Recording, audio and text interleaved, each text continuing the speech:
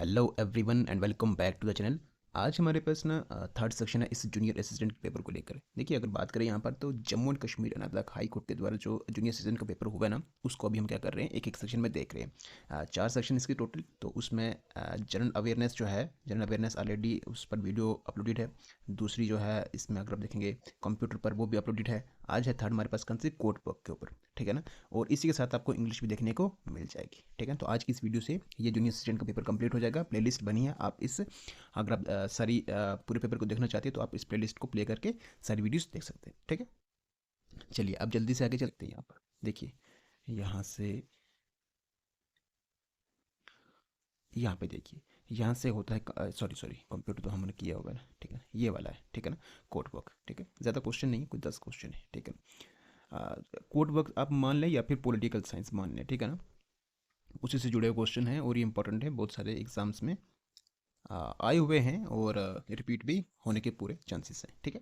देखिए, सबसे पहला क्वेश्चन हमारे पास, which of the following is not type of court in India. इनमें से कौन सी टाइप का कोर्ट इंडिया में नहीं है। डिस्ट्रिक्ट कोर्ट है, सुप्रीम कोर्ट है, हाई कोर्ट है, या फिर नेशनल ट्रिब्यूनल है। आई होप कि मालूम होगा सबको कि सुप्रीम कोर्ट, फिर उसका आप देखेंगे बाद नीचे आएगा हाई कोर्ट, फिर आएगा आपके पास कौन सा, सुबॉर्डिनेट कोर्ट, इसमें डिस्ट्रिक्ट कोर्ट आएगा, ठीक है ना। तो आंसर की बात करें तो वो रहेगा हमारे पास कौन सा, डी ऑप्शन। डी ऑप्शन इसका क्या है, करेक्ट आंसर है। नेक्स्ट है, which court is the highest judicial authority in India. Option है high court, supreme court, district court या सेशंस कोर्ट। आई होप कि भी मालूम होगा इसका आंसर जो रहेगा वो कौन है, हाईएस्ट जुडिशियल अथॉरिटी। इसमें कौन सा कोर्ट है वो, इसमें आंसर की बात करें तो वो है सुप्रीम कोर्ट, ठीक है। नेक्स्ट है, which of the following is criminal court in India. इनमें से क्रिमिनल कोर्ट कौन सा है, सेशंस कोर्ट है, स्मॉल काजेस कोर्ट है, फैमिली कोर्ट है, या फिर कंज्यूमर कोर्ट है। तो क्रिमिनल कोर्ट इन इंडिया में अगर आप देखेंगे तो इसमें आंसर की बात करें तो वो है सेशंस कोर्ट, ठीक है ना। जो एट डिस्ट्रिक्ट लेवल में हाईएस्ट अगर आप क्रिमिनल कोर्ट देखेंगे तो वो होता है कौन सा, सेशंस कोर्ट होता है वो, ठीक है। नेक्स्ट है, which of the following refers to the official record of the proceedings in a court case. तो इसमें official record of the proceedings in a court case is called, क्या कहते हैं उसको, केस डायरी कहते हैं, कोर्ट ट्रांसक्रिप्ट कहते हैं, जजमेंट रोल कहते हैं, या फिर एफआईआर कहते हैं। तो देखिए, वहाँ पर जो भी रिटन रिकॉर्ड होता है, जो भी लिखा जाता है ड्यूरिंग ट्रायल या फिर ड्यूरिंग प्रोसीडिंग जो भी होता है ना, वो सारा रिकॉर्ड उसको कहा जाता है क्या, ट्रांसक्रिप्ट कहा जाता है, ठीक है ना। तो आंसर रहेगा कौन सा, कोर्ट ट्रांसक्रिप्ट, ठीक है। नेक्स्ट है, which court in India handles appeals from the high courts and tribunals. तो कौन सा कोर्ट इंडिया जो इंडिया में क्या करता है, हैंडल करता है appeals from the high courts and tribunals. देखिए, ये आई होप ये भी मालूम होगा आपको। फैमिली कोर्ट है, सुप्रीम कोर्ट है, स्मॉल केसेस केसेस कोर्ट है, या फिर कंज्यूमर कोर्ट है। कौन सा है वो है सुप्रीम कोर्ट। हाई कोर्ट की बात कहाँ पर जाएगी, सुप्रीम कोर्ट तक जाएंगे, ठीक है। चलिए नेक्स्ट देखिए, यहाँ से कहाँ तक हुए थे, हाँ ये वाला हो गया। यहाँ से करते हैं, what is the maximum term for a जज in the supreme court of India. तो मैक्सिमम टर्म कितनी है, ऑप्शन है हमारे पास 60 ईयर्स ऑफ एज, 60 to 65, या फिर लाइफ टाइम अपॉइंटमेंट है। तो जो जज हैं सुप्रीम कोर्ट ऑफ इंडिया के, ठीक है, इनका मैक्सिमम टर्म जो रह सकती है वो कितनी तक रह सकती है, 65 ईयर्स ऑफ एज तक रह सकती है, ठीक है। उसके बाद नहीं रह सकती, रिटायर होना पड़ेगा, ठीक है।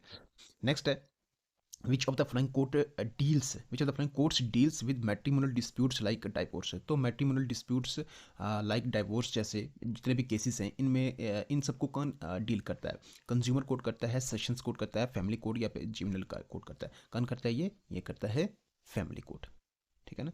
फैमिली कोर्ट इन सारे केसेस को करता है, डील करता है, ठीक है ना। इसमें स्टेट गवर्नमेंट किसके साथ मिलकर, जो हाई कोर्ट है उसके साथ मिलकर ये क्या करती है, फैमिली कोर्ट को क्या करती है, इस्टेब्लिश करती है, ठीक है। नेक्स्ट देखिए, यहाँ पर in India who has the power to pardon और reduce the sentence of a convicted person. किसके पास पावर होती है इसमें सेंटेंस को कम करने की या फिर ख़त्म करने की, ठीक है ना। प्रेसिडेंट के पास होती है, the chief justice of India के पास होती है, द प्राइम मिनिस्टर के पास होती है, या the speaker of the Lok Sabha के पास होती है। किसके पास होती है पावर, ये पावर होती है प्रेसिडेंट के पास। इंडिया में सिर्फ ये पावर किसके पास होती है, प्रेसिडेंट के पास, under article 72 of the Indian constitution ये दे रखा है, ठीक है। नेक्स्ट है, which article of the Indian constitution provides for the right to constitution remedies. तो सिंपल सा है कि राइट टू कॉन्स्टिट्यूशन रेमेडीज जो है ये इसमें किस आर्टिकल में ये प्रोवाइड करा हुआ है इंडियन कॉन्स्टिट्यूशन में।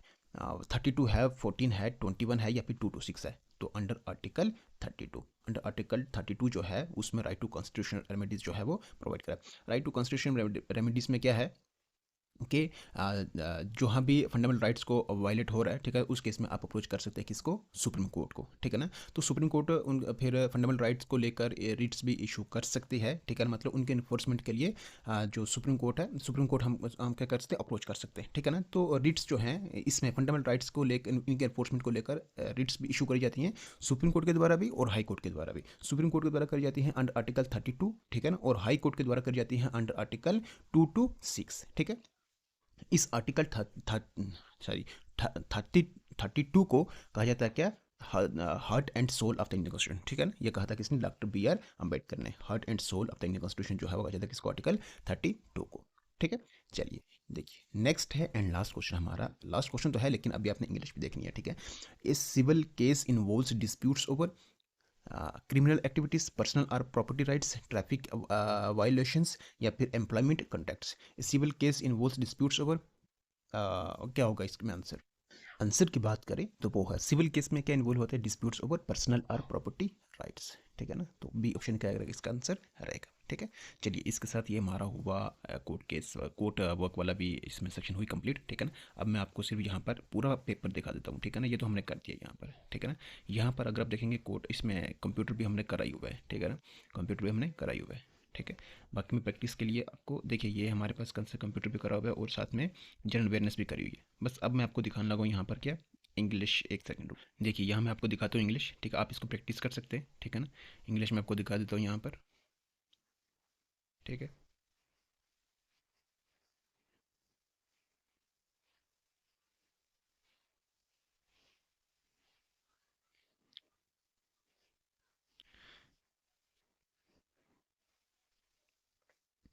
यहाँ पे आप ये देख लें, ठीक है। मतलब पूरा पेपर भी कभी देखना पड़ता है ना, ठीक है ना। तो आप इस पूरे पेपर को देख सकते हैं यहाँ पर, ठीक है ना। हाँ, कि इंग्लिश में कैसे क्वेश्चन आए थे, ठीक है ना। आप इनको प्रैक्टिस कर सकते हैं, ठीक है। यहाँ पे देख लें आप ये,